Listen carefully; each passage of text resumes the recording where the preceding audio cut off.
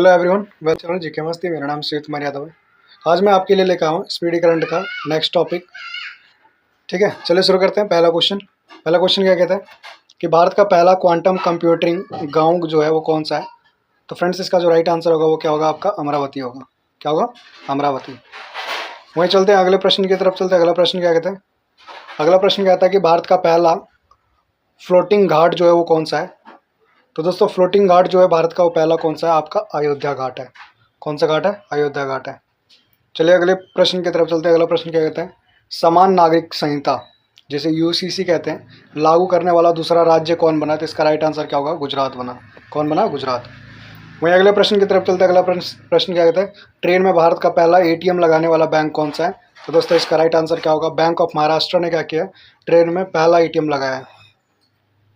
अगले प्रश्न की तरफ चलते हैं। गांव स्तर पर पूरा अवशेष सर्वेक्षण पूरा करने वाला पहला राज्य कौन बना। तो फ्रेंड्स, इसका जो राइट आंसर होगा वो क्या होगा? कर्नाटक होगा। क्या होगा? कर्नाटक। क्वेश्चन क्या है कि गांव स्तर पर पूरा अवशेष सर्वेक्षण पूरा करने वाला पहला राज्य कौन बना। तो इसका राइट आंसर क्या होगा? कर्नाटक होगा। वहीं अगले प्रश्न की तरफ चलते हैं। अगला प्रश्न क्या कहता है? इंटरनेशनल अंतरिक्ष स्टेशन जिसे आईएसएस बोलते हैं, इस पर जाने वाला पहला भारतीय अंतरिक्ष यात्री कौन बना। इसका राइट आंसर क्या होगा? शुभांशु शुक्ला जो है इसका राइट आंसर होगा। चलते हैं अगले टॉपिक की तरफ। अगला क्या बोलता है? समान नागरिक संहिता लागू करने वाला पहला राज्य कौन था। तो इसका राइट आंसर क्या होगा? उत्तराखंड। और दूसरा राज्य कौन बना? तो गुजरात बना। वहीं अगले प्रश्न की तरफ चलते हैं। अगला प्रश्न क्या कहता है? आगे कहता है कि त्वरित डिजिटल इनिशिएटिव, ठीक है, इनिशिएटिव क्या है? त्वरित डिजिटल इनिशिएटिव अपनाने वाला पहला राज्य कौन बना। तो दोस्तों, इसका राइट आंसर क्या होगा? मध्य प्रदेश होगा। वहीं अगले प्रश्न की तरफ चलते हैं। अगला प्रश्न क्या बोलता है कि विश्व की सबसे लंबी एक्सप्रेसवे सुरंग जो है वो कौन सी है। इसका राइट आंसर क्या होगा? तियान नशान शैंगली सुरंग, जो कि आपका कहाँ पे है? चाइना में है। अगले प्रश्न की तरफ चलते हैं। अगला प्रश्न क्या कहता है? 3 क्रिमिनल कानूनों को पूरी तरीके पर लागू करने वाला पहला प्रदेश कौन बना। तो इसका राइट आंसर क्या होगा? चंडीगढ़ बना। कौन बना? चंडीगढ़। क्वेश्चन क्या है? 3 क्रिमिनल कानून का जो आपका लागू करने वाला पहला प्रदेश कौन बना। तो इसका राइट आंसर क्या होगा? चंडीगढ़ बना। आगे चलते क्या होता है? सौर ऊर्जा से चलने वाला देश का पहला सीमावर्ती गांव कौन सा है। तो दोस्तों, इसका राइट आंसर क्या होगा? मसाली गांव जो है आपका सौर ऊर्जा से चलता है। कहाँ पे है ये? तो गुजरात में है। वहीं अगले प्रश्न की तरफ चलते हैं। देश का पहला डिजिटल म्यूजियम कहाँ पे है। तो दोस्तों, इसका राइट आंसर क्या होगा? महाराष्ट्र में। कहाँ पे? देश का पहला डिजिटल म्यूजियम जो है वो आपको कहाँ पे है? महाराष्ट्र में। वहीं अगले प्रश्न की तरफ चलते हैं। अगला प्रश्न क्या बोलता है? सेमीकंडक्टर नीति लागू करने वाला पहला राज्य कौन बना। तो दोस्तों, इसका राइट आंसर क्या होगा? गुजरात बना। कौन बना? गुजरात। क्या बना? सेमीकंडक्टर नीति लागू करने वाला पहला राज्य। आगे चलते हैं। आगे क्या बोलता है कि भारत के पहले लेखक गांव का उद्घाटन, ठीक है, भारत के पहले लेखक गांव का उद्घाटन कहाँ पे किया गया। तो दोस्तों, इसका राइट आंसर क्या होगा? उत्तराखंड। लेखक गाँव। वहीं आगे चलते आगे क्या बोलता है कि बिहार सरकार द्वारा राज्य के पहले ड्राई पोर्ट का उद्घाटन किया गया। तो कहाँ पे किया गया? तो इसका राइट आंसर क्या होगा? बिहटा में। कहाँ पे किया गया? बिहटा में। आगे चलते आगे क्या बोलता है? आगे बोलता है कि माउंट शीशपांगमा पर चढ़ाई करने वाले पहले भारतीय कौन बने। तो इसका राइट आंसर क्या होगा? अर्जुन वाजपेयी। कौन बने? अर्जुन वाजपेयी। वहीं अगले प्रश्न की तरफ चलते हैं। सशस्त्र बल चिकित्सा सेवा की पहली महिला निदेशक कौन बनी। इसका राइट आंसर क्या होगा? आरती शेरन। कौन बनी? आरती शरीन। आगे चलते हैं। आगे क्या बोलता है कि भारत का पहला ऑक्सीजन पक्षी पार्क कौन सा है। तो दोस्तों, इसका राइट आंसर क्या होगा? नागपुर में है। कहाँ पे? नागपुर में भारत का पहला ऑक्सीजन पक्षी पार्क। अच्छा, नागपुर कहाँ पे? तो महाराष्ट्र में। अगले चलते हैं। अगला क्या बोलता है कि समन या वारंट डिजिटल रूप से जारी करने वाला पहला राज्य कौन बना। तो इसका राइट आंसर क्या होगा? मध्य प्रदेश बना। कौन बना? मध्य प्रदेश।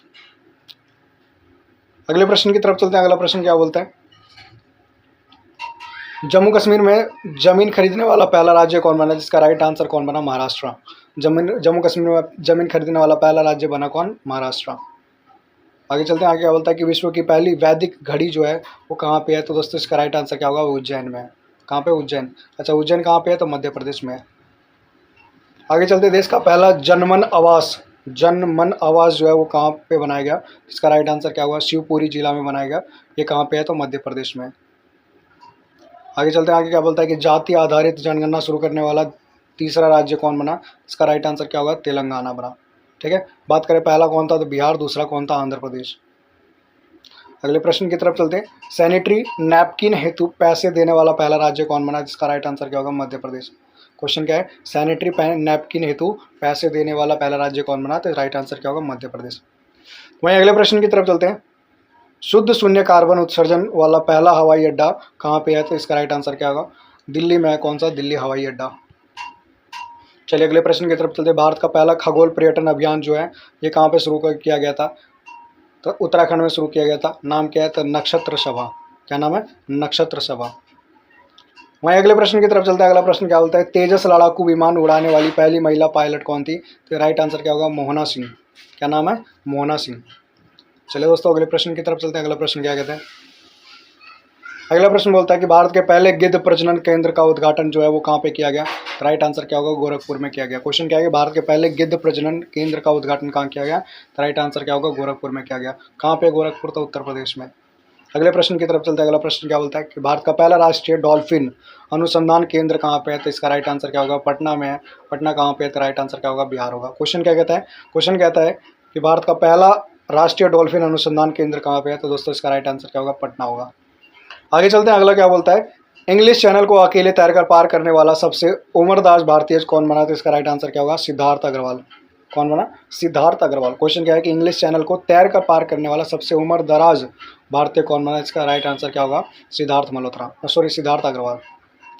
अगला क्वेश्चन क्या कहता है, कुष्ठ रोग को खत्म करने वाला पहला देश कौन बना, जिसका राइट आंसर क्या होगा, जॉर्डन बना। कौन बना, जॉर्डन। क्वेश्चन क्या है, कुष्ठ रोग को खत्म करने वाला पहला देश कौन बना, तो राइट आंसर क्या होगा, जॉर्डन होगा। आगे चलते हैं। आगे क्या बोलते हैं, इंग्लिश चैनल को पार करने वाली सबसे युवा एवं तीव्र तैराक कौन बनी, तो इसका राइट आंसर क्या होगा, जिया राज। क्या होगा, जिया राज। चलिए दोस्तों अगले प्रश्न की तरफ चलते हैं। अगला प्रश्न क्या कहता है, अगला प्रश्न बोलता है कि देश का पहला राइस एटीएम कहाँ पे बना, तो इसका राइट आंसर क्या होगा, भुवनेश्वर में बना। भुवनेश्वर कहाँ पे है, तो उड़ीसा में है। वहीं आगे चलते हैं। आगे क्या बोलता है, उत्तर भारत कर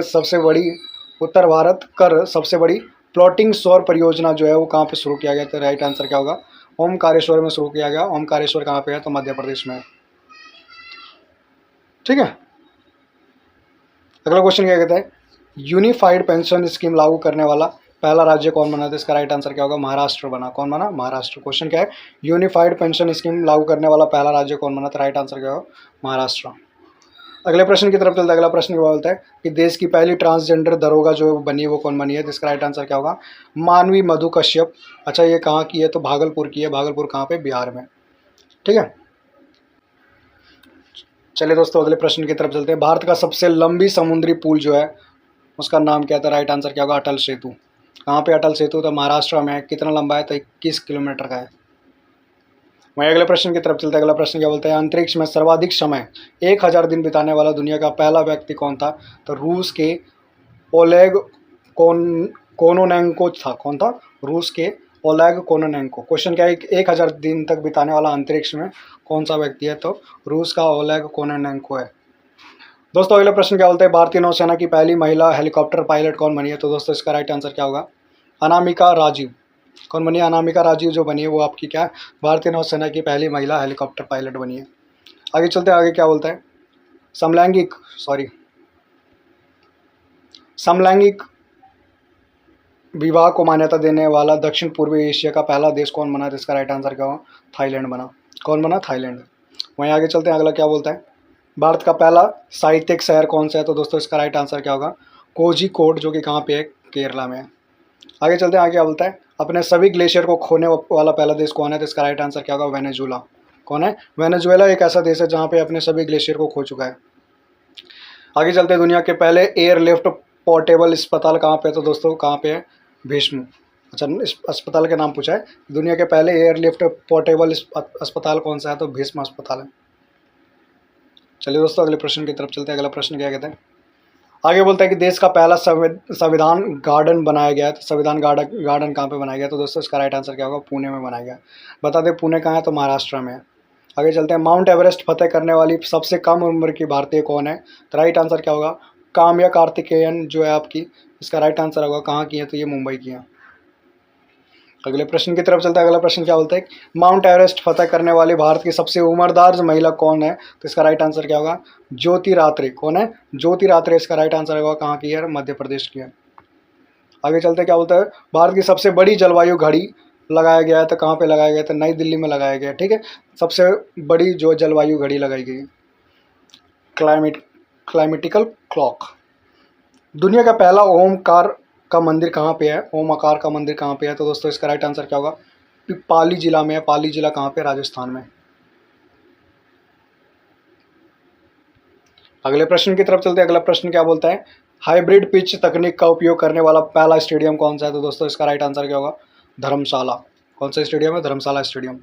आगे चलते हैं। लक्षद्वीप में शाखा खोलने वाला पहला निजी बैंक कौन सा है? तो दोस्तों इसका राइट आंसर क्या होगा? HDFC bank. क्या होगा? HDFC bank. 4 दिन वर्क वीक वाला एशिया का पहला देश कौन बना? तो इसका राइट आंसर क्या होगा? सिंगापुर। ठीक है, वर्क वीक।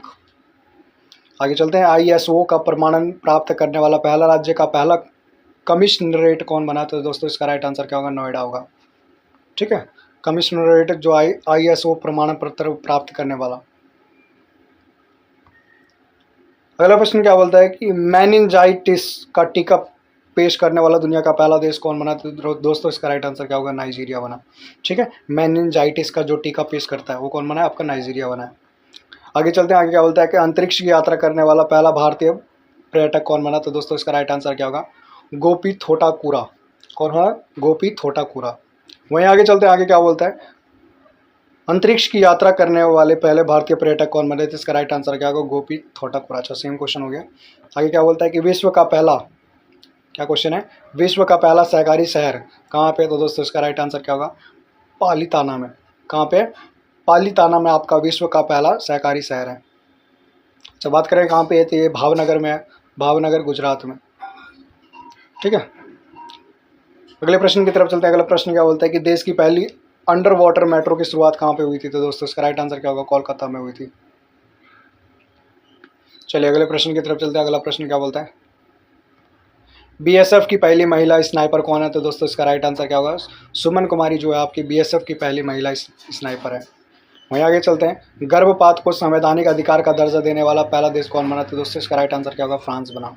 कौन बना? फ्रांस बना। वहीं अगले प्रश्न की तरफ चलते हैं। अगला प्रश्न क्या बोलता है? भारत की पहली ड्राइवरलेस मेट्रो ट्रेन की शुरुआत कहाँ पे हुई है? मतलब बिना ड्राइवर के कौन सी मेट्रो चलनी शुरू हुई है और कहाँ पे? तो बेंगलोर में चली है। आगे चलते हैं। आगे क्या बोलता है कि दुनिया के पहली 3D प्रिंटेड मस्जिद का अनावरण कहाँ पे किया गया? दोस्तों इसका राइट आंसर क्या होगा? सऊदी अरब में। ठीक है, 3D प्रिंटेड मस्जिद। चलिए दोस्तों अगले प्रश्न की तरफ चलते हैं। भारत का पहला आयुर्वेदिक कैफे कहाँ पे खोला गया? तो दोस्तों इसका राइट आंसर क्या होगा? नई दिल्ली में। वहीं अगले प्रश्न की तरफ चलते हैं। भारत के पहले स्किल इंडिया सेंटर का उद्घाटन कहाँ किया गया है? तो दोस्तों इसका राइट आंसर किया गया है संबलपुर कहाँ पे? उड़ीसा में। वहीं आगे चलते हैं। आगे क्या बोलता है कि ट्रैफिक ऑडिट कराने वाला पहला राज्य कौन बनाते? दोस्तों इसका राइट आंसर क्या होगा? बिहार होगा। क्वेश्चन क्या कहता है? ट्रैफिक ऑडिट कराने वाला पहला राज्य कौन बनाते? इसका राइट आंसर क्या होगा? बिहार होगा। अगले प्रश्न की तरफ चलते हैं। अगला प्रश्न क्या कहता है? स्पेस में सर्वाधिक समय बिताने का रिकॉर्ड किसे मिला है? तो दोस्तों इसका राइट आंसर क्या होगा? अभी हमने ये क्वेश्चन पीछे भी देखा था। ओलेग कोनेंको को मिला है। कहाँ की है? रूस के हैं। कितना टाइम बिताया था? 1000 दिन। अगला क्वेश्चन क्या कहता है? भारत का UPI स्वीकार करने वाला पहला यूरोपीय देश कौन सा बना? तो इसका राइट आंसर क्या होगा? फ्रांस। चलिए अगले प्रश्न की तरफ चलते हैं। अगला प्रश्न क्या बोलता है? भारतीय सेना की पहली महिला सूबेदार कौन बनी है? पहली महिला सूबेदार, तो इसका राइट आंसर क्या होगा? पृथ्वी रजक। कहाँ की है? मध्य प्रदेश की है। आगे चलते हैं। अगला क्या बोलता है कि भारत की पहली सौर ऊर्जा संचालित नाव की शुरुआत कहाँ की गई? तो दोस्तों कौन सी नदी पे की गई? तो सरयू नदी पे की गई है भारत की पहली सौर ऊर्जा संचालित। वहीं अगले प्रश्न की तरफ चलते हैं। अगला प्रश्न क्या बोलता है कि भारत की पहली 100% इलेक्ट्रिक बाइक टैक्सी की शुरुआत कहाँ की गई है? तो दोस्तों इसका राइट आंसर क्या होगा? आसाम में की गया है। 100% इलेक्ट्रिकल। अगले प्रश्न की तरफ चलते हैं। अगला प्रश्न क्या बोलता है कि PM विश्वकर्मा योजना लागू करने वाला पहला UT कौन बना? तो दोस्तों इसका राइट आंसर क्या होगा? जम्मू कश्मीर। आगे चलते हैं। क्या क्या कहता है अगला क्वेश्चन? भारत का पहला गर्ल्स सैनिक स्कूल की शुरुआत कहाँ किया गया? तो दोस्तों इसका राइट आंसर क्या होगा? मथुरा। कहाँ पे? उत्तर प्रदेश में। वहीं अगले प्रश्न की तरफ चलते हैं। देश का पहला डार्क स्काई पार्क कहाँ पे खोला गया? तो महाराष्ट्र में खोला गया। कहाँ पे? महाराष्ट्र में। पार्क का नाम क्या है? पेंच टाइगर रिजर्व। ठीक है, देश का पहला डार्क स्काई पार्क कहाँ पे खोला गया? महाराष्ट्र में। नाम क्या है? पेंच टाइगर रिजर्व। आइए दोस्तों अगले टॉपिक की तरफ चलते हैं। अगला टॉपिक क्या बोलता है कि यहाँ पे हम पढ़ेंगे कि कौन कौन से लोगों को भारत रत्न से सम्मानित किया गया, उसके बारे में थोड़ा डिटेल में पढ़ते हैं। कहते हैं कि भारत सरकार ने 5 प्रतिष्ठित हस्तियों को, जैसे कर्पूरी ठाकुर, लाल कृष्ण अडवाणी, MS स्वामीनाथन, PV नरसिम्हा राव, चौधरी चरण सिंह को भारत का सर्वोच्च नागरिक सम्मान भारत रत्न देने का ऐलान किया है। इसके साथ ही अब तक भारत रत्न पाने वाले कुल 53 लोग हो चुके हैं। कितने हो गए? 53 हो गए हैं।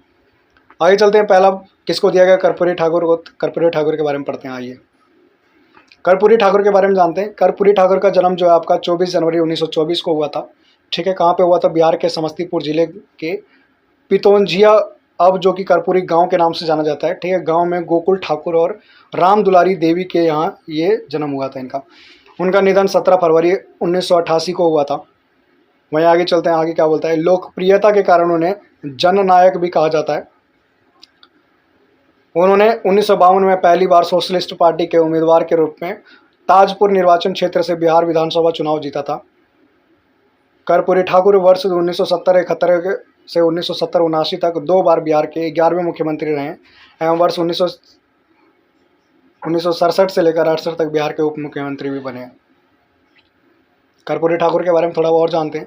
वे बिहार के पहले गैर कांग्रेसी मुख्यमंत्री थे। उन्होंने भारत में पहली बार अन्य पिछड़ा वर्ग ओबीसी को आरक्षण दिया था। उन्होंने 1977 में मुख्यमंत्री बनने के बाद मुंगेरी लाल आयोग की सिफारिश को लागू किया था, जिस कारण पिछड़ों को नौकरियों में आरक्षण मिलने लगा था। वहीं आगे चलते हैं। आगे क्या बोलते हैं कि वर्ष 1978 में उन्होंने एक अभूतपूर्व आरक्षण मॉडल प्रस्तुत किया था, जिसमें ओबीसी, आर्थिक रूप से पिछड़े वर्ग, ईबीसी, पिछले महिलाओं और उच्च जातियों के बीच आर्थिक रूप से पिछड़े वर्गों के लिए विशिष्ट कोटे को 26% आरक्षण आवंटित किया गया था। एक दो लाइनें और जानते कहते हैं। बिहार में उर्दू को दूसरी राजकीय भाषा का दर्जा दिलाने वाले भूमिका रहा है इनका। ये भारत रत्न पाने वाले 49वें, मरणोपरांत भारत रत्न पाने वाले 17वें एवं बिहार से भारत रत्न पाने वाले 5वें व्यक्ति रहे हैं। क्या कहता है यहाँ पे कि 49वें नंबर के भारत रत्न पाने वाले व्यक्ति हैं ये। मरने के बाद जिसे जो मिलता है भारत रत्न, उसमें 17वें नंबर पे हैं। और बात करें बिहार में भारत रत्न कौन से नंबर पर मिला, तो ये 5वें व्यक्ति जिन्हें भारत रत्न मिला है। मतलब इनसे पहले भी 4 लोगों को मिल चुका है। आइए अगला टॉपिक देखते हैं। अगला क्या है? लाल कृष्ण आडवाणी का। बात करें लाल कृष्ण आडवाणी के, तो लाल कृष्ण आडवाणी भारत रत्न प्राप्त करने वाले 50वें व्यक्ति। लाल कृष्ण आडवाणी का जन्म 8 नवंबर 1927 को कराची में हुआ है, जो कि अब पाकिस्तान में है। वर्ष 1942 में आरएसएस से जुड़े 1980 में स्थापित भाजपा के संस्थापक सदस्यों में से एक थे। इनकी आत्मकथा किताब नाम माई कंट्री माई लाइफ। उन्होंने राम मंदिर के समर्थन के लिए 25 सितंबर 1990 को सोमनाथ से अयोध्या तक रथ यात्रा शुरू की थी। इसी यात्रा के दौरान 22 अक्टूबर 1990 को समस्तीपुर में गिरफ्तार किए गए थे। आगे चलते क्या बोलता है? अप्रैल 1970 में जनसंघ सीट से राज्यसभा के लिए चुने गए। 2002-2004 तक भारत के 7वें उप प्रधानमंत्री के रूप में कार्य किया। वे 1998 से 2004 तक भारत के गृह मंत्री रहे। लाल कृष्ण आडवाणी 2009 में भाजपा के प्रधानमंत्री पद के उम्मीदवार रहे और उन्हें 2015 में पद्म विभूषण से सम्मानित किया गया। आइए अगले महाशय के बारे में चलते हैं। एम.एस. स्वामीनाथन के बारे में जानते हैं। भारत की हरित क्रांति के जनक कृषि वैज्ञानिक एवं एम.एस. स्वामीनाथन का जन्म 7 अगस्त 1925 के तमिलनाडु के कुंभकोणम में हुआ था। इनकी मृत्यु 28 सितंबर 2023 को चेन्नई में हुआ था। स्वामीनाथन को कई प्रतिष्ठित पुरस्कार प्राप्त हुए हैं, जिनमें शांति स्वरूप भटनागर पुरस्कार 1961, रैमन मैग्सेसे पुरस्कार 1971, अल्बर्ट आइंस्टाइन विश्व विज्ञापन पुरस्कार 1986। इसके साथ ही इन्हें पद्मश्री 1967 में मिला है, पद्म विभूषण 1972 में मिला है, पद्म भूषण 1972 में, पद्म विभूषण 1989 में मिला है। आगे बात करें नए महाशय के बारे में बात करते हैं। आइए जाने माने महाशय पीवी नरसिम्हा राव। बात करें पीवी नरसिम्हा राव के बारे में बताएं। पीवी नरसिम्हा राव का जन्म 28 जनवरी 1921 को वर्तमान के तेलंगाना, जो कि अब हैदराबाद के वारंगल जिले के लकनेपल्ली गांव में हुआ इनका जन्म। इनका पूरा नाम पामुलापतिक वेंकट नरसिंह राव था। इनके पिता का नाम सीताराम राव था, माता का नाम रुक्माबाई था। वर्ष 1991 से 1996 तक भारत के 9वें प्रधानमंत्री रहे। इन्होंने भारत के रक्षा मंत्री, विदेश मंत्री, गृह मंत्री के रूप में भी काम किया है। 1971 से 73 तक आंध्र प्रदेश के 4थे मुख्यमंत्री भी रहे हैं।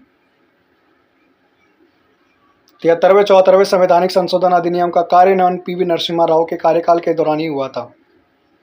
चले दोस्तों अगले हमारे जाने माने चर्चित व्यक्ति के बारे में जानते हैं। चौधरी चरण सिंह। चौधरी चरण सिंह का जन्म 23 दिसंबर 1902 को उत्तर प्रदेश के मेरठ जिले के नूरपुर में जाट किसान परिवार में हुआ था। इनके जयंती पर 23 दिसंबर को राष्ट्रीय किसान दिवस मनाया जाता है। इनकी मृत्यु 29 मई 1987 को हुई थी। सर्वप्रथम 1937 में छपरौली से उत्तर प्रदेश विधानसभा के लिए चुनाव चुने गए थे। वे 1970-1980 तक भारत के 5वें प्रधानमंत्री रहे। हालांकि इस दौरान वे कभी संसद नहीं गए। आगे चलते हैं, अगला आगे क्या बोलता है। वे 1967-68 तक एवं दोबारा 1970 में उत्तर प्रदेश के मुख्यमंत्री रहे। इनके समाधि स्थल को किसान घाट के रूप में जाना जाता है। बात करें भारत रत्न पुरस्कार देने की शुरुआत 1954 में हुई थी। 1955 में यह पुरस्कार मरणोपरांत भी दिया जाता था। भारत रत्न पुरस्कार का आकार पीपल के पत्ते की तरह होता है। खेल जगत में भारत रत्न पाने वाले पहले व्यक्ति सचिन तेंदुलकर हैं। भारत रत्न पाने वाले पहले वैज्ञानिक सीवी रमन थे।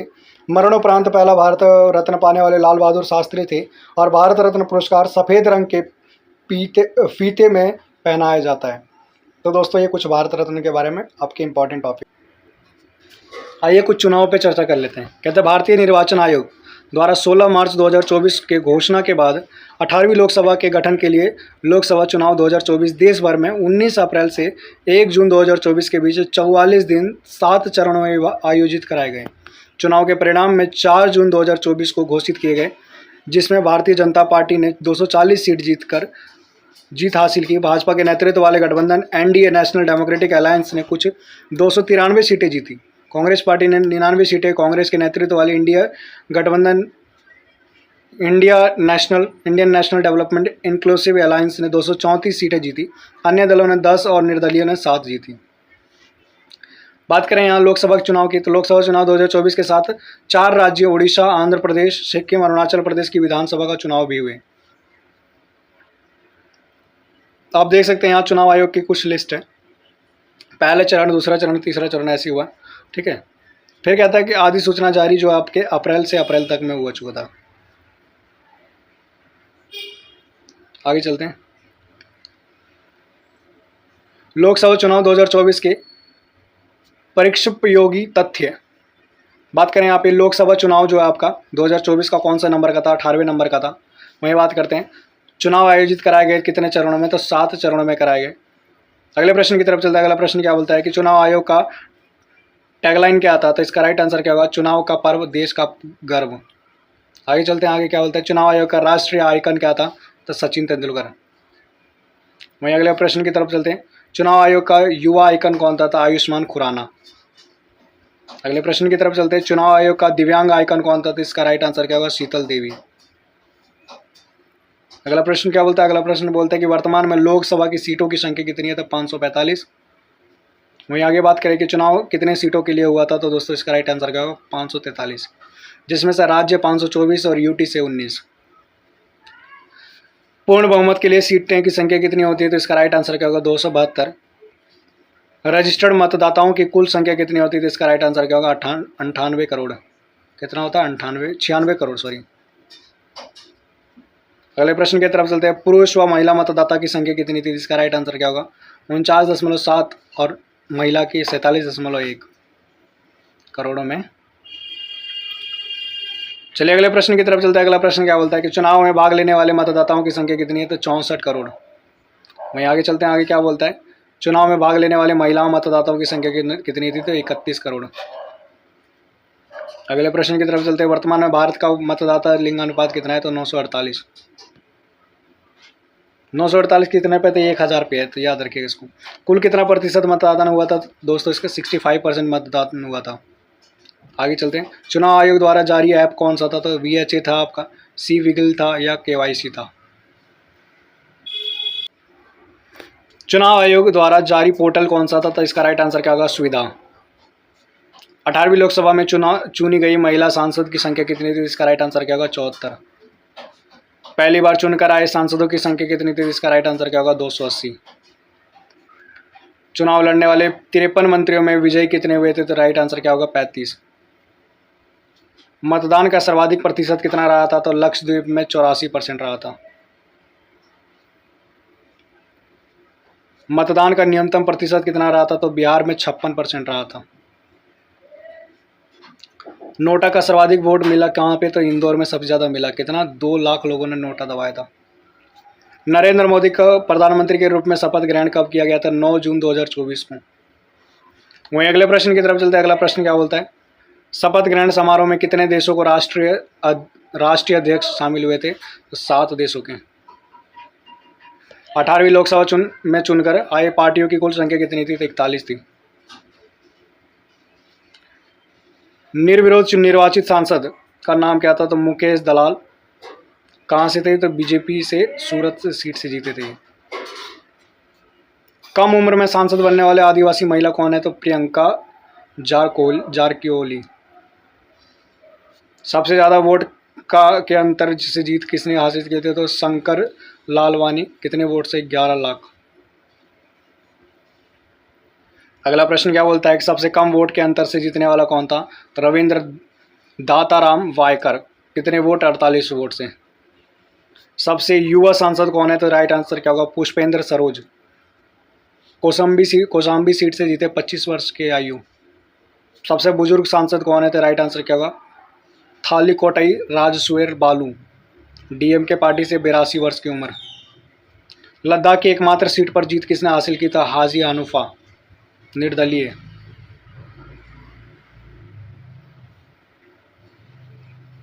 ये कुछ सीटों की पार्टियों के हैं, थोड़ा से देखे यहाँ पे। वाराणसी से कौन लड़े थे? तो नरेंद्र मोदी। गांधीनगर से अमित शाह, लखनऊ से राजनाथ सिंह, अमेठी से किशोर लाल शर्मा, रायबरेली से राहुल गांधी, वायनाड से राहुल गांधी, अयोध्या से अवधेश प्रसाद, मंडी से कंगना रनौत, नगीना चंद्रशेखर रावण, कन्नौज से आपके अखिलेश यादव, पूर्णिया से आपके राजेश रंजन पप्पू यादव और बरहामपुर से आपके यूसुफ पठान। आइए कुछ सम्मेलन पर चर्चा कर लेते हैं।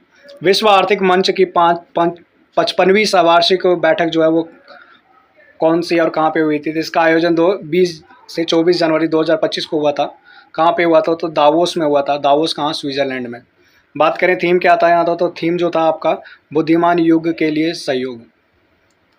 अगले सम्मेलन क्या है कि 9वीं क्वाड विदेश मंत्री की बैठक 2025, जिसका आयोजन 21 जनवरी 2025 को हुआ था। कहाँ पे हुआ था? तो वाशिंगटन डीसी में हुआ था। कहाँ पे? आपका अमेरिका में है। ये बैठक की मेज़बानी जो किया था अमेरिका के विदेश मंत्री मार्को रूबियो ने किया था। भारत से प्रतिनिधि किसने किया था? एस जयशंकर जो आपके विदेश मंत्री है वो किए थे। अगला सम्मेलन क्या है? D8 आर्थिक सहयोग संगठन की 11वीं बैठक जो है आपकी, इसका आयोजन कब किया गया था? 19 दिसंबर 2025 को। कहाँ पे किया गया था? मिस्र में किया गया था। बात करें बैठक का विषय क्या था? तो युवाओं में निवेश, लघु उद्योग का समर्थन।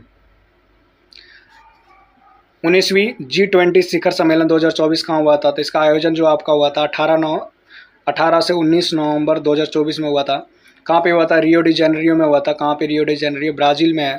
थीम क्या था इसका? एक न्यायपूर्ण विश्व और एक सतत ग्रहण का निर्माण। भारत का प्रतिनिधित्व किसने किया था? नरेंद्र मोदी ने किया था। बात करें 18वीं और 20वीं सम्मेलन कहाँ पे हुई थी? तो नई दिल्ली में हुआ था, 2023 में हुआ था। 18वीं और 20वीं कहाँ हुआ था? तो दक्षिण अफ्रीका में हुआ था, 2025 में हुआ था। अगले प्रश्न की तरफ चलते हैं। अगला टॉपिक क्या बोलता है? कौन सा सम्मेलन है? संयुक्त राष्ट्र का 29वां जलवायु परिवर्तन सम्मेलन COP29 आयोजन किया गया था 11 से 22 नवंबर 2024 में। कहाँ पे किया गया था? तो इसका बाकू में किया गया था। बाकू कहाँ पे है? तो आपका अजरबैजान में है। थीम क्या था? Investing in a liable planet for all. ठीक है। बात करें इसका COP28 COP30 जो आपका हुआ था, तो COP28 आपका दुबई में हुआ था, COP30 आपका UAE में हुआ था। ठीक है, सॉरी दुबई में हुआ था, और COP30 जो आपका ब्राज़ील में हुआ था। सॉरी दुबई के UAE में ही हुआ था। चलिए अगले टॉपिक की तरफ चलते हैं। अगला टॉपिक क्या कहते हैं? 27वीं राष्ट्रमंडल शासन अध्यक्ष बैठक। ठीक है, CHOGM 2024 जो है, इसका आयोजन किया गया था 24 से 26 अक्टूबर 2024 में। कहाँ पे किया गया था? तो आपका अपिया में किया गया था। अपिया कहाँ पे? आपका समोहा में है। आगे बात करें, विषय क्या था इसका? One resilient common future. ठीक है, बात करें यहाँ पे तो transforming over common wealth. Bharat का प्रतिनिधित्व किसने किया था? तो किरण रिजिजू ने किया था, जो हमारी केंद्र मंत्री है। ठीक है, आगे बात करें 26वां जो आपका सम्मेलन कहाँ पे हुआ था आपका किगाली रवांडा में हुआ था 2022 में। 28वां कहाँ हुआ था आपका एंटीगुआ एवं बरमूडा में हुआ था 2026 में होगा 28वां, अभी हुआ नहीं है। चलिए अगले टॉपिक की तरफ चलते हैं। अगला टॉपिक क्या बोलता है, 16वां ब्रिक्स सम्मेलन 2024। आयोजन 22 से 24 अक्टूबर 2024 को कहाँ पे हुआ था, तो कजान में हुआ था। कहाँ पे, कजान कहाँ पे, रूस में है। बात करें सम्मेलन की, जो अध्यक्षता किसने की थी, तो रूस के राष्ट्रपति व्लादिमीर पुतिन ने किया था।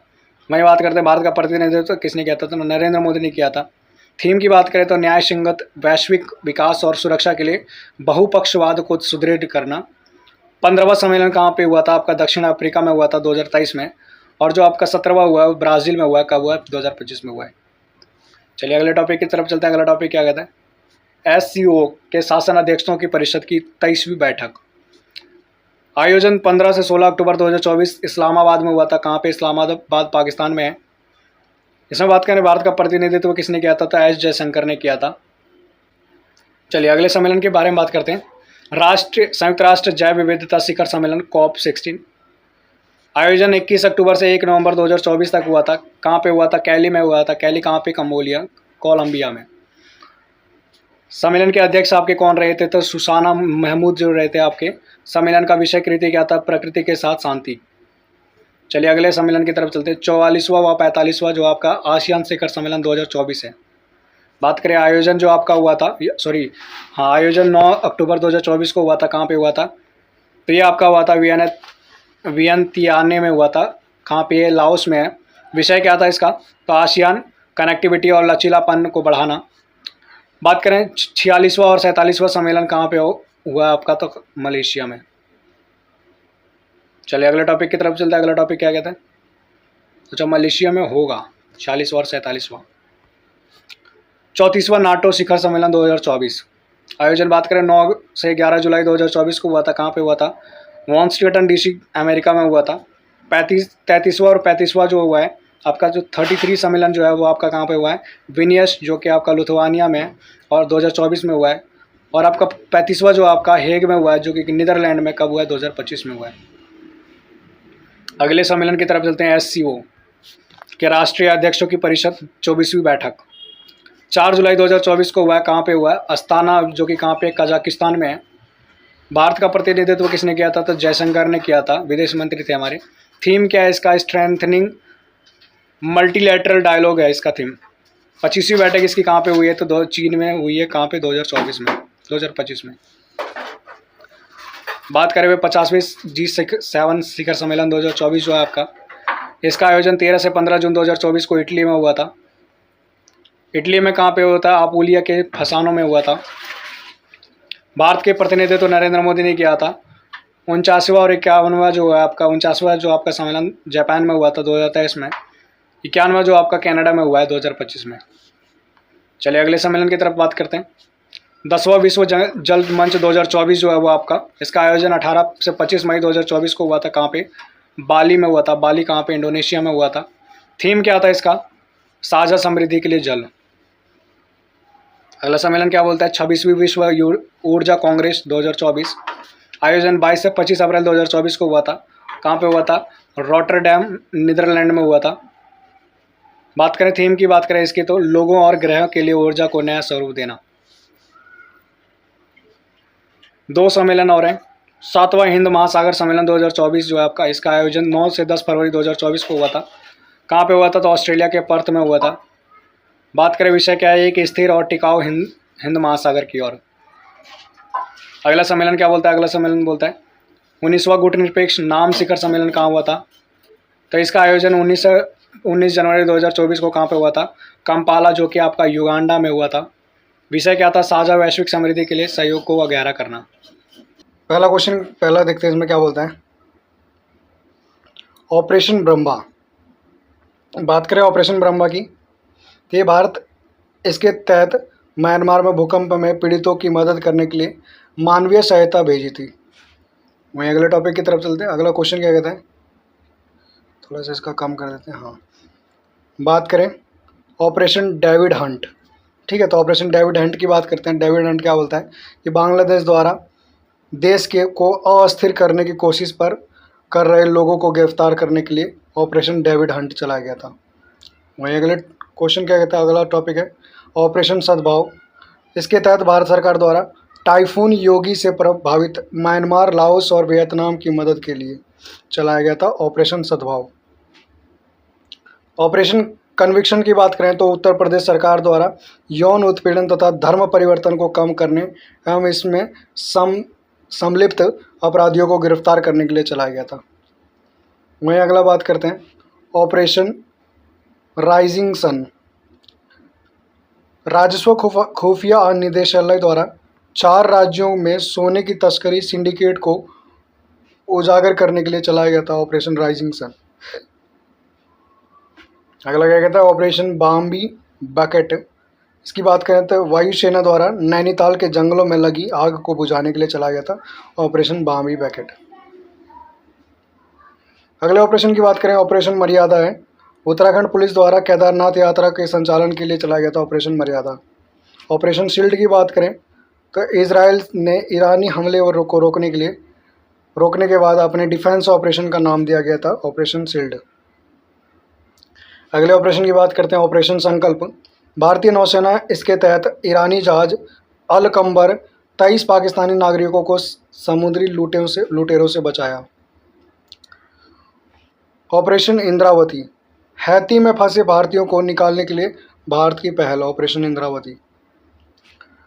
ऑपरेशन कामधेनु। जम्मू कश्मीर पुलिस द्वारा मवेशी तस्करी पर नकेल कसने के लिए चलाया गया था ऑपरेशन कामधेनु। ऑपरेशन नन्हे फरिश्ते। इसके तहत रेलवे सुरक्षा बल में 549 से अधिक बच्चों को उनके परिवार से मिलवाया। अगले ऑपरेशन की बात करते हैं ऑपरेशन अल अक्सा फ्लड। अल अक्सा फ्लड के तहत हमास ने इजराइल के खिलाफ अपने ऑपरेशन को नाम दिया था ऑपरेशन अल अक्सा फ्लड। अगला ऑपरेशन क्या बोलता है ऑपरेशन अमृत। केरल सरकार द्वारा एंटीबायोटिक दवाओं के प्रति अति प्रयोग को रोकने के लिए ऑपरेशन अमृत चलाया था। बात करें अगले ऑपरेशन के ऑपरेशन सर्वशक्ति। भारतीय सेना द्वारा जम्मू कश्मीर में आतंकवादी गतिविधियों को बढ़ाने के पाकिस्तान के प्रयासों को विफल करने के लिए चलाया गया था ऑपरेशन सर्वशक्ति। अगले ऑपरेशन की बात करते हैं ऑपरेशन अजय। भारत सरकार द्वारा इजराइल हमास युद्ध के दौरान इजराइल से भारतीयों को वापस लाने के लिए ऑपरेशन अजय चलाया गया था। अगला ऑपरेशन ऑपरेशन चक्र 2। इसके तहत सीबीआई द्वारा साइबर अपराधी माफिया को ख़त्म करने के लिए विभिन्न स्थानों पर छापामारी की गई। अगले ऑपरेशन की बात करते हैं ऑपरेशन आयरन स्वार्ड्स। इजराइल ने हमास के खिलाफ जारी लड़ाई का कोड दिया था। अगला ऑपरेशन है आपका ऑपरेशन सजग। भारतीय तटरक्षक बल द्वारा तटीय सुरक्षा को बढ़ावा देने वाले हितधारकों को शामिल करने के लिए चलाया गया था ऑपरेशन सजग। ऑपरेशन त्रिनेत्र 2। सुरक्षा बलों, सेना या पुलिस ने जम्मू कश्मीर से पूंछ में छिपे आतंकियों को ढेर करने के हेतु ऑपरेशन त्रिनेत्र चलाया था। अगले ऑपरेशन की बात करते हैं ऑपरेशन करुणा। भारत सरकार द्वारा चक्रवात मोर्चा से प्रभावित म्यांमार की सहायता के लिए चलाया गया था ऑपरेशन करुणा। ऑपरेशन ध्वस्त। राष्ट्रीय जांच एजेंसी द्वारा संगठित अपराध आतंकवाद को समाप्त करने के लिए चलाया गया था ऑपरेशन ध्वस्त। ऑपरेशन कावेरी। भारत सरकार द्वारा युद्धग्रस्त सूडान में फंसे भारतीयों को वापस लाने के लिए चलाया गया था ऑपरेशन कावेरी। अगले ऑपरेशन की बात करते हैं ऑपरेशन मर्यादा दोबारा चलाया गया था आपका।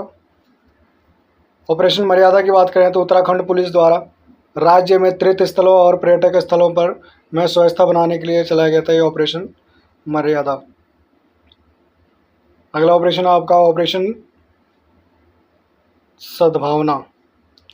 भारतीय सेना द्वारा जम्मू कश्मीर में ग्रामीण क्षेत्रों एलओसी के पास क्षेत्रों के लोगों की मदद के लिए चलाया गया था ऑपरेशन सद्भावना। Operation alert. सीमा सुरक्षा बल बीएसएफ द्वारा भारत पाकिस्तान सीमा पर सुरक्षा बढ़ाने के लिए चलाया गया था operation alert. Operation octopus. NIA एवं ईडी द्वारा popular front of India PFI के विरुद्ध देश में हिंसा फैलाने एवं टेरर फंडिंग के लिए छापामारी। ऑपरेशन दोस्त। भारत सरकार द्वारा भूकंप प्रभावित तुर्की सीरिया के मदद के लिए चलाया गया था। वायुसेना का C-17 ग्लोब मास्टर विमान लगाया गया था इसमें। ऑपरेशन गरुड़ CBI ने ड्रग नेटवर्क को ख़त्म करने के लिए चलाया गया था ऑपरेशन गरुड़। ऑपरेशन मेघचक्र CBI ने चाइल्ड पोर्नोग्राफी सर्कुलेट करने वाले लोगों का पता लगाने के लिए चलाया गया था ऑपरेशन मेघचक्र। ऑपरेशन नार्कोस रेलवे सुरक्षा बल द्वारा रेल के माध्यम से नशीले पदार्थ की तस्करी रोकने के लिए चलाया गया था ऑपरेशन नार्कोस।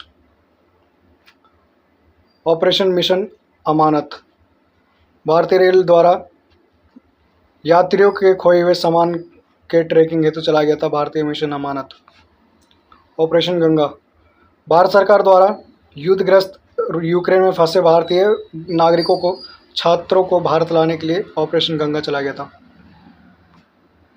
ऑपरेशन ओलिविया भारतीय तटरक्षक एवं ओडिशा के ओलिविये रिडले कछुओं को बचाने के लिए चलाया गया था ऑपरेशन ओलिविया।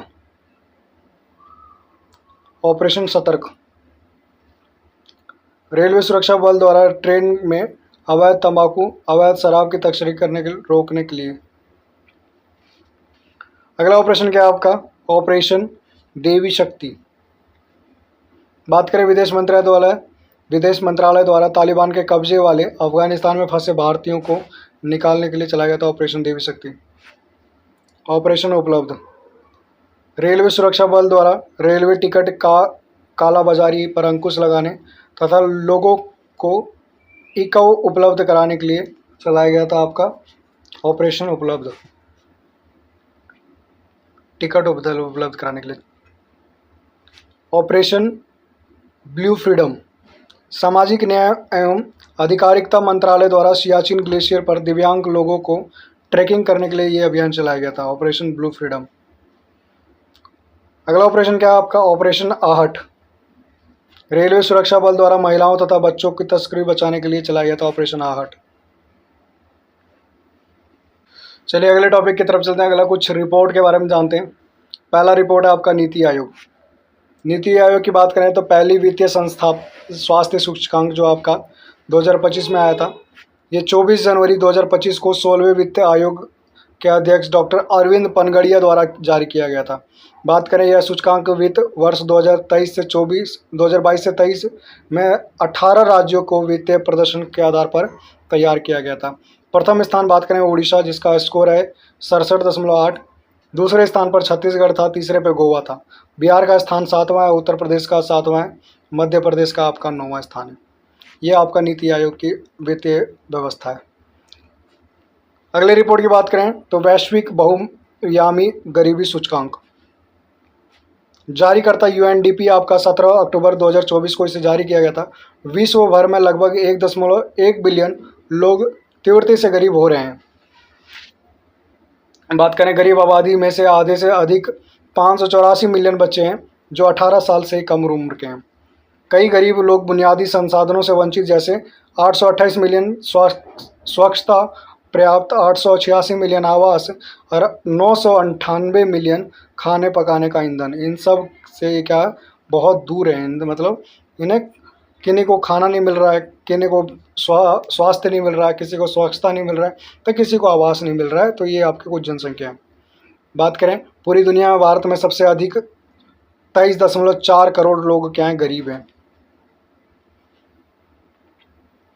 अगले रिपोर्ट की बात करें तो आपका छठा राज्य खाद्य सुरक्षा सूचकांक जो 2023 से 24 में पेश किया गया था।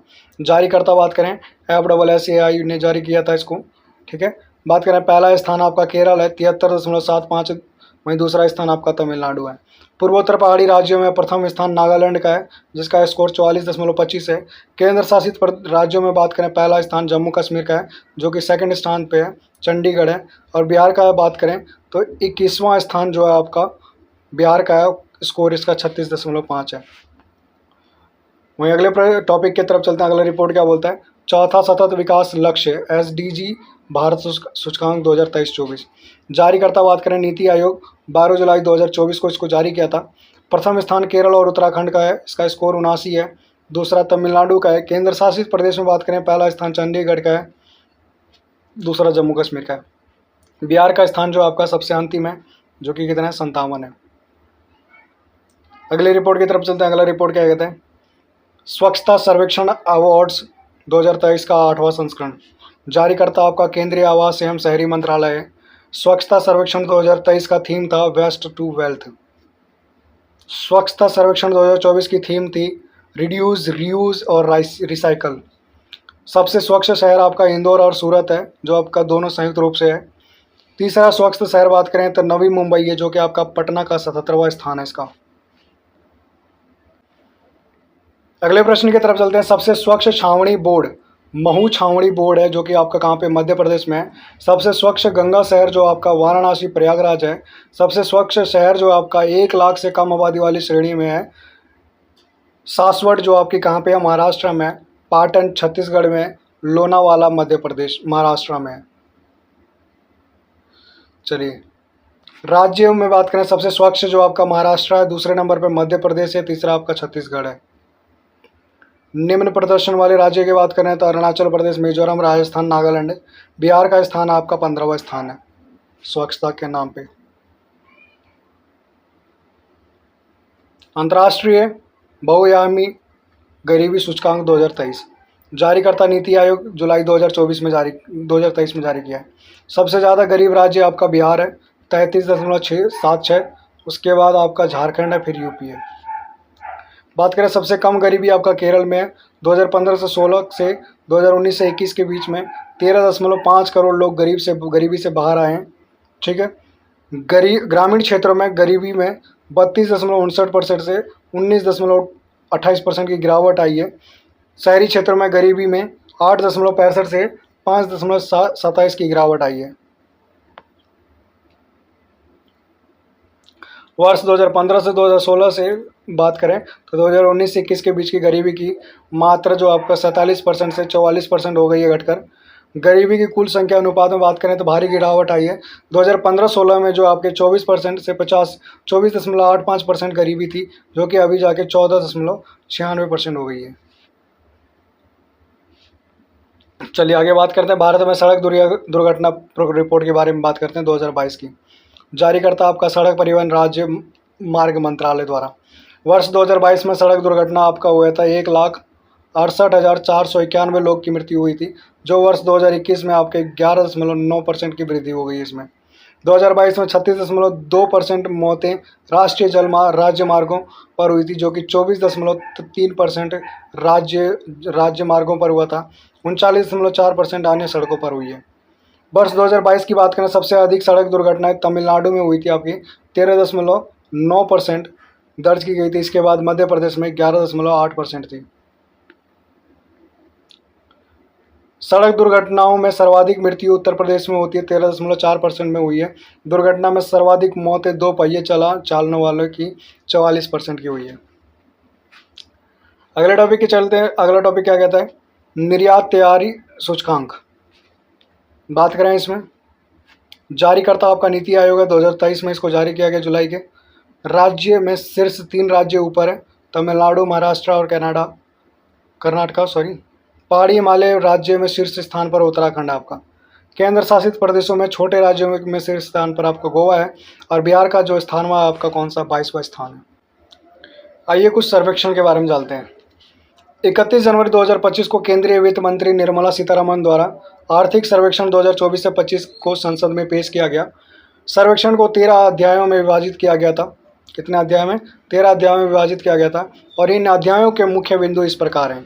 तो चलिए देखते हैं, अर्थव्यवस्था की स्थिति के बारे में देखते हैं। चलिए, FY 25 में भारत की वास्तविकता जो आपकी GDP जो वृद्धि इसकी हुई है 6.4% रहने का अनुमान है। ठीक है, GDP की ग्रोथ।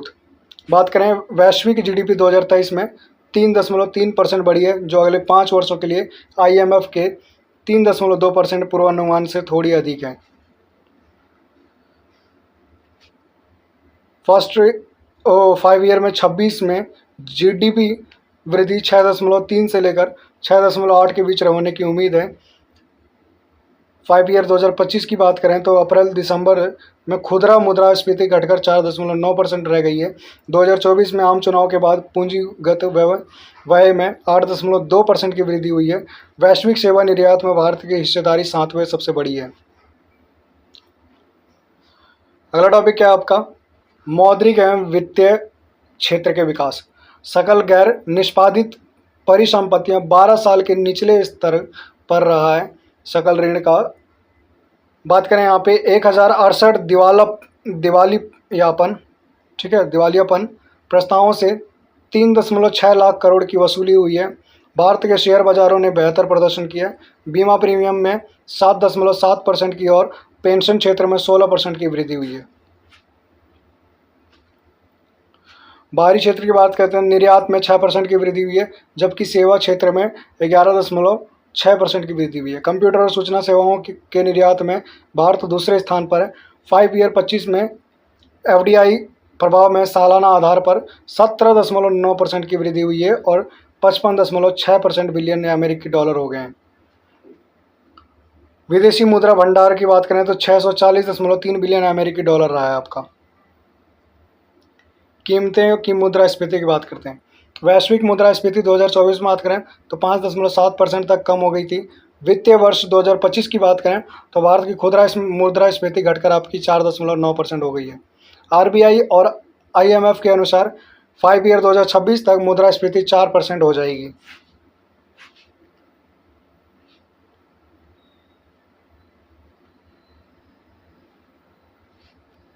मध्यम अवधि का दृष्टिकोण।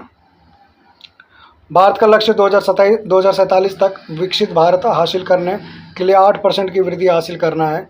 विकास को सशक्त बनाने और व्यापार को करने में आसानी के लिए विनियमन पर ध्यान केंद्रित करना है, विशेष रूप से एसएमई के लिए। अगला टॉपिक क्या है आपका, निवेश और बुनियादी ढांचा। 5 ईयर 2025 में 5,853 किलोमीटर राष्ट्रीय राजमार्गों का निर्माण किया गया। दिसंबर 2024 तक अक्षय ऊर्जा क्षमता में सालाना आधार पर 15.8% की वृद्धि हुई है। बात करते हैं उद्योग की।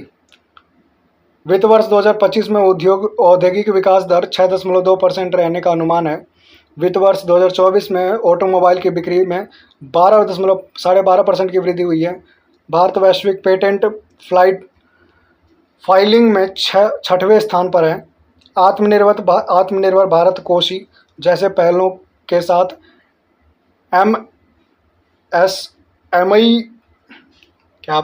एमएसएमई क्षेत्र बढ़ रहा है। बात करें सेवाएं की बात करें, कहते हैं वित्त वर्ष 2025 में जीवीए में सेवा क्षेत्र का योगदान बढ़कर 55.3 हो गया। वित्त वर्ष 2025 में अप्रैल नवंबर में सेवा निर्यात में 12.8% की वृद्धि हुई है। वहीं अगला टॉपिक क्या है आपका, कृषि और खाद्य प्रबंधन में। इसमें बात करें वित्त वर्ष 2024 में कृषि सकल घरेलू उत्पाद 16% का योगदान देती है। खरीफ खाद्यान्न उत्पादन वित्त वर्ष 2024 की बात करें तो 89.37 LMT बढ़ने की उम्मीद है। वहीं आगे बात करें मत्स्य पालन और पशुधन क्षेत्र में मजबूत वृद्धि देखी गई है। अरहर और बाजरा के लिए एमएसपी में क्रमशः 59% और 77% की वृद्धि हुई है। चलिए अगले टॉपिक के बारे में बात करते हैं। अगला टॉपिक क्या कहता है आपका, जलवायु और पर्यावरण। भारत की गैर जीवाश्म ईंधन बिजली उत्पादन क्षमता कुल क्षमता का 46.8 तक पहुंच गई है। 2030 तक 440 बिलियन अमेरिकी डॉलर की संभावित वैश्विक बचत के साथ स्थायी जीवन को बढ़ावा देने के लिए लाइफ पहल को स्टार्ट किया गया। भारत के कार्बन सिंक में 2.2 बिलियन टन CO2 समतुल्य की वृद्धि हुई है। चलिए अगले क्षेत्र की तरफ चलते हैं, सामाजिक क्षेत्र। सामाजिक सेवाओं में व्यय वित्त वर्ष 2021 से वित्त वर्ष 2025 तक 15% CAGR की दर से बढ़ा है। सरकारी स्वास्थ्य व्यय की बात करें तो 29% से 48% हो गया है। आयुष्मान भारत ने रुपये 1.25 लाख करोड़ से अधिक की बचत की है। अगला क्या आपका, रोजगार तथा कौशल विकास। वित्त वर्ष 2024 में बेरोजगारी दर घटकर 3.2 हो गई है। डिजिटल अर्थव्यवस्था और नवीकरण ऊर्जा जैसे उभरते क्षेत्र रोजगार के अवसर प्रदान कर रहे हैं। पिछले 6 वर्षों में EPEFO पैरोल में वृद्धि दोगुनी हो गई है। वहीं अगले टॉपिक की तरफ चलते हैं। अगला टॉपिक क्या है आपका, AI युग में श्रम। भारत की युवा तकनीकी प्रेम आबादी उत्पादकता बढ़ाने के लिए AI का लाभ उठाने के लिए तैयार हैं। AI के सामाजिक प्रभाव को प्रतिबंधित करने के लिए सरकार, निजी क्षेत्र और शिक्षाविदों के बीच सहयोग महत्वपूर्ण है। आइए दोस्तों आगे देखते हैं, कुछ केंद्रीय बजट पे देखते हैं। केंद्रीय बजट के ऊपर चर्चा करते हैं। कहते हैं वित्त मंत्री निर्मला सीतारमन ने 1 फरवरी 2025 को केंद्रीय बजट 2025 से 26 पेश किया है, जिसमें विकास के 4 इंजनों को रेखांकित किया है। ठीक है, पहला आपका कृषि है, दूसरा निवेश है, सूक्ष्म लघु मध्यम उद्योग है और निर्यात है। ये आपके 4 आपके ठीक है इंजन है। चलिए शुरू करते हैं। केंद्रीय बजट 2025 का थीम जो आपका सबका विकास है। ठीक है, बजट की थीम के अनुरूप बात करें तो वित्त मंत्री ने विकास भारत के व्यापक सिद्धांतों को रेखांकित किया, जो इस प्रकार है। बात करें, पहला टॉपिक क्या है कि गरीबों से मुक्ति, 100% अच्छे स्तर की स्कूली शिक्षा, 100% कुशल कामगार के साथ सार्थक रोजगार, आर्थिक गतिविधियों में 70% महिलाएं, हमारे देश को food basket of the world बनाने वाले किसान।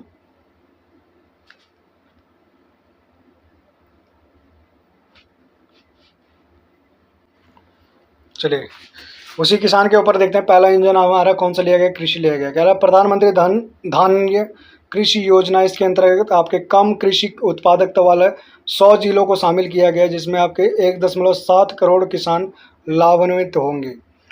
दूसरा टॉपिक क्या है, दलहनों में आत्मनिर्भरता। सरकार तूर, उड़द, मसूर पर विशेष ध्यान के साथ दालों में आत्मनिर्भरता के लिए एक 6 वर्षीय अभियान का शुभारंभ करेगी। वहीं अगले टॉपिक की तरफ चलते हैं। किसान क्रेडिट कार्ड की बढ़ी हुई सीमा, 7.7 करोड़ किसानों के लिए ऋण की सीमा को सुविधाजनक बनाने के लिए 3 लाख रुपए से बढ़कर 5 लाख रुपए कर दिया गया है, बढ़ाकर। वहीं अगले टॉपिक की चलते हैं। अगला टॉपिक क्या कहते हैं, उच्च उपज देने वाले बीजों पर राष्ट्रीय मिशन, अनुसंधान को मजबूत करना, 100 से अधिक उच्च उपज देने वाले कीट प्रतिरोधी बीज किस्म की उपलब्धता सुनिश्चित करना। ठीक है, ये हमारे 2025 से 26 के बजट में पेश किया गया है। बात करें जीडीपी के प्रतिशत की बात करें तो घाटे की प्रवृत्ति। कहता है राजकीय घाटा जो आपका 15.69 लाख करोड़ रुपए का है, जो कि जीडीपी का 4.5% है। राजस्व घाटा बात करें 5.24 लाख करोड़ का घाटा है, जो कि जीडीपी का आपका 1.5% है। प्राथमिक घाटा की बात करें तो आपका 2.93 लाख करोड़ का है, जो कि जीडीपी का 0.8% है। प्रभावी राजस्व घाटा की बात करें तो 0.97% है, जो कि आपका जीडीपी का 0.3% है। चलिए आगे देखते हैं। कपास उत्पादक मिशन, सतत कृषि को बढ़ावा देने, अतिरिक्त लंबे रेशे वाले कपास का उत्पादन बढ़ाने, गुणवत्ता में सुधार लाने के लिए 5 वर्ष की पहल चालू की गई है। बात करें वहीं अगला टॉपिक, बिहार में मक्का बोर्ड, मखाना के उत्पादन, प्रसंस्करण, मूल्य और संवर्धन को बढ़ावा देने के लिए इसकी स्थापना की गई, बिहार में मखाना बोर्ड। वहीं अगला टॉपिक की बात करें, मत्स्य विकास, भारतीय विशिष्ट आर्थिक क्षेत्र और उच्च सागर सतत मत्स्य पालन के लिए नई रूपरेखा अंडमान निकोबार तथा लक्षद्वीप पर ध्यान केंद्रित किया गया है। वहीं अगला टॉपिक है, आसाम में यूरिया संयंत्र, कृषि उत्पादकता को बढ़ावा देने के लिए ब्रह्मपुत्र घाटी उर्वरक निगम लिमिटेड के परिसर में 12.7 लाख मीट्रिक टन क्षमता का एक नया यूरिया संयंत्र स्थापित किया जाएगा। दूसरा इंजन देखते हैं। दूसरा इंजन आपका क्या बोलता है, एमएसएमई पर ध्यान देते हैं। संशोधित एमएसएमई वर्गीकरण, निवेश का कुल कारोबार सीमाओं को क्रमशः 2.5 और 2 गुना बढ़ाया गया है, जिससे लघु उद्यम के लिए ऋण के अवसर बढ़ेंगे। वहीं अगले टॉपिक की तरफ चलते हैं। अगला टॉपिक कहता है सूक्ष्म उद्यम क्रेडिट कार्ड, 10 लाख सूक्ष्म उद्यमों के लिए 5 लाख रुपए की ऋण सुविधा, वित्तीय समावेशन और आर्थिक भागीदारी को बढ़ावा देना है। वहीं अगले टॉपिक की तरफ चलते हैं। अगला टॉपिक क्या कहते हैं, एमएसएमई के लिए ऋण कवर, गारंटी कवर 5 करोड़ रुपए से बढ़ाकर 10 करोड़ रुपए कर दिया गया है। अगला टॉपिक क्या कहता है कि चमड़ा और फुटवियर के लिए फोकस प्रोडक्ट स्कीम, 22 लाख रोजगार, 4 लाख करोड़ रुपए का राजस्व, 1.1 लाख करोड़ रुपए से अधिक का निर्यात होगा। वहीं आगे चलते हैं, अगला क्या बोलता है, खिलौना क्षेत्र का विकास, क्लस्टर नवाचार आधारित विनिर्माण वैश्विक बाजारों में मेड इन इंडिया ब्रांड को बढ़ावा दे रहे हैं।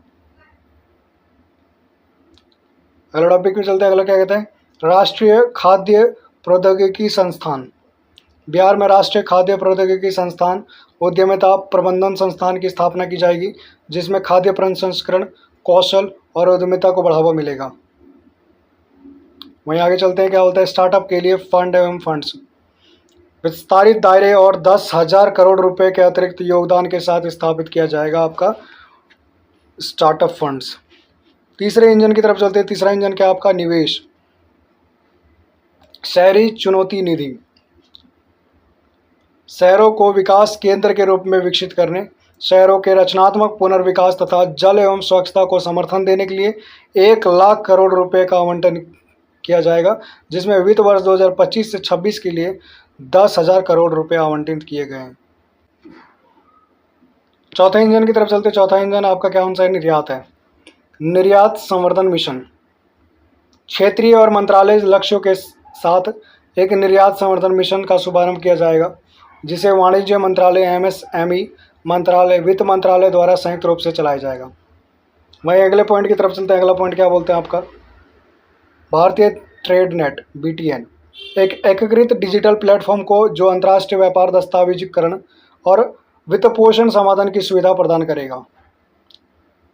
वहीं अगला पॉइंट की तरफ चलते हैं, ग्लोबल कैपेबिलिटी सेंटर्स, उभरते हुए द्वितीय श्रेणी टीयर 2 शहरों में आउटसोर्सिंग केंद्र को बढ़ावा देने के लिए नीतिगत प्रोत्साहन दिए जाएंगे, जिसमें भारत एक प्रमुख वैश्विक सेवा प्रदाता के रूप में उभर कर बाहर आएगा।